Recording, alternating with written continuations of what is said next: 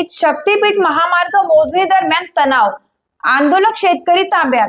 सहजपूर जवळा, आंबडापूर आणि कोठाळा या 3 गावांच्या शिवारात प्रस्थापित शक्तीपीठ महामार्गासाठी आज जमीन मोजणीची प्रक्रिया सुरू करण्यात आली।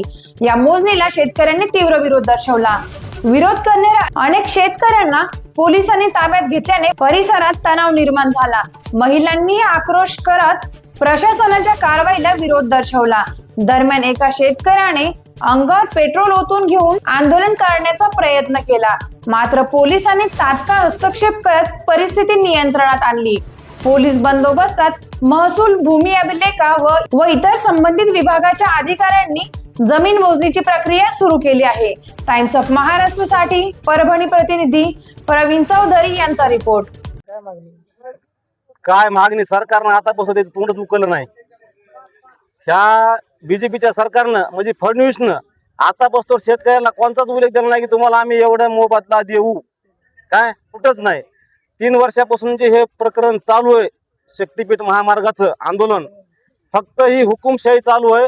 शेतकऱ्याला कसं धरायचं, कसं कापायचं, काय करायचं हे त्याने ठरलेलं आहे। या ठिकाणी काय त्याने म्हणावं सरकारने किंवा शेतकऱ्याला मी समजा तुम्हाला काय पैसे वाढवून देतो, काय हे करतो।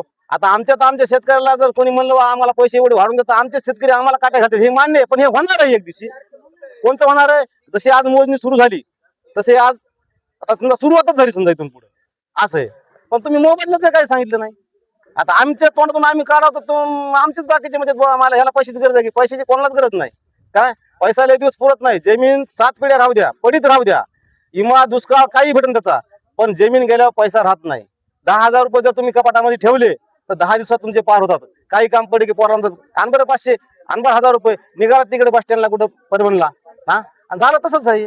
सांगा मला तुम्ही, आता मीडियावाले तुम्ही आहेत ना। पोलिसांनी दडपशाही करून आता तुमच्या इथे सुरुवात केली आहे, हो। काय सांगाल? आता शेतकऱ्यांनी तर आता माता भगिनी सगळ्या होत्या ह्या ठिकाणी, तिथं गेल्या, तिने थोडासा प्रयत्न केला बा काहीतरी लेकरू लाड्याशिवाय आई पाहिजेच नाही, बरोबर आहे। तसं बा आता आपण काहीतरी ह्या ठिकाणी करू तेव्हा ही मोजणी रोखन असं शेतकऱ्यांना वाटलं, पण त्यांना बी बरोबर केलं। जोपर्यंत शेतकऱ्यांना काही केलं नाही तोपर्यंत त्यानं काय केलं, जोपर्यंत शेतकऱ्यांना स्वतःलाच काहीतरी करून घ्यायचं ठरलं तेव्हा त्यांनी धरलं, उचललं, गाड्यामध्ये टाकलं, घेऊन गेले, मोजणीला सुरुवात केली। या ठिकाणी पाहायला असं भेटलं की महिलांनी सुद्धा या शक्तीपीठ महामार्गाला विरोध केला। हो आहे ना, जमीनच त्याच्या नावावर असल्यावर करणार ना, कोण करणार आहे? बाकीच्या गावचा काय संबंध आहे? बरं मी जरी बाकीचा तिकडे बाहेरल्या गावचा असलो तर माझी जमीन माझं उद्या मरण आहेच ना। 23 तारखेला माझ्याकडे येणारच आहेत तुम्ही ते मायक घेऊन पुढं, पोलीस यंत्रणेला हातात घेऊन दबाव टाकण्यात आला। हा 100% आमची कोणी सुनणार ना। आम्ही 2 वर्षापासून आम्ही कोल्हापूर पर्यंत जाऊन आम्ही आंदोलन केले, बुवा आम्हाला शक्तीपीठ नकोय। तुम्ही एवढा पैसा खर्च करायला ना, तुम्ही आणखी 10,000 कोटी रुपये खर्च करून थोडा माळरान रस्ता द्या ना, काय फरक पडायला तुमचा रन वाचवा त्यांना, तुम्हाला टायमिंग वाचवायची ना, 4 घंटे लागू द्या ना, पण शेतकरी बी जगल।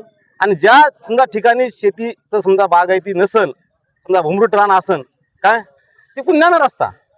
जमीन का नाही का, जमीन भरपूर आहे, पण तुम्हाला इथून म्हणजे काय एवढा अट्टहास? ह्या सरकारचा अट्टहास कशासाठी एवढा पाहिजे? बागायती जमीन आहे, ह्या आता हळदी ऊस हे साधं पीक आहे, हा मग काय सांगतो? एकनाथ शिंदे साहेबांनी आम्हाला मतदानाच्या अगोदर सांगितलं होतं की बाबा तुमचा शक्तीपीठ महामार्ग रद्द करू। त्यावेळेस आम्ही सर्वांनी सहमतीनं सर्वांना मतदान केलं, सर्व आमदार निवडून आले। त्याच्यानंतर आता याच्या निवडणुका झाल्या, जिल्हा परिषद झाल्या, जिल्हा परिषद निवडणुका संपल्या की आचारसंहिता संपल्यानंतर सुरू केली यांनी डायरेक्ट मोजणीच्याच तारीखा डिक्लेअर करून टाकल्या। सरकारचं धोरणच आहे की शेतकऱ्याचं मरण, हे मन आज सिद्ध झालंय। कारण की कोणती जर वस्तू जरी घ्यायची असते त्याची वस्तू म्हणजे त्याची किंमत ठरवली जात असते। त्याची म्हणजे आमच्या जमिनीची किंमत नसताना काही नसताना आमच्या रानामध्ये येऊन आमच्या दंडमशाही करून आमची मोजणी केली। म्हणजे हे आम्हाला आता आम्ही पोलीस प्रशासनाला आम्ही न्याय मागायला घेतो की आम्हाला प्रोटेक्शन द्या म्हणून। त्यांनी आमचं प्रोटेक्शन द्यायचं सोडून त्या सरकारच्या विरोधात प्रोटेक्शन दिलं। ते म्हणजे अर्ध्या रात्री 1 वाजता नोटीस आणून लावल्या तर म्हणजे आपण कोणाकडे मागायला जातो न्याय? चोरी झाली तर पोलिसाकडे जातो, पण पोलिसच आपल्या घरी चोराकडून आले म्हणजे किती अवघड झालं आहे। हे आज आम्हाला सिद्ध करून दाखवले की सरकारचं मरण म्हणजे शेतकऱ्याचं मरण म्हणजे सरकारचं धोरण हेच आहे। त्यांची शेती मालकीची त्यांना पोलिसवाले घेऊन गेले, त्यांना गावामध्ये पाहुणा जरी आला तरी त्याला गावात एंट्री नाही।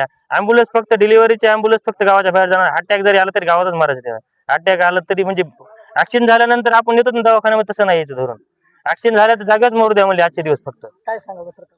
सरकारला आमचा जाहीर निषेध आहे आमचा, आम्ही विरोध शक्तीपीठाला कायमस्वरूपी राहणार. आणि आजची मोदी जी झालेली आहे का ती आम्हाला मान्य पण नाही आहे आणि हे आमचं म्हणजे शक्तीपीठा म्हणजे आम्ही विरोध राहणार.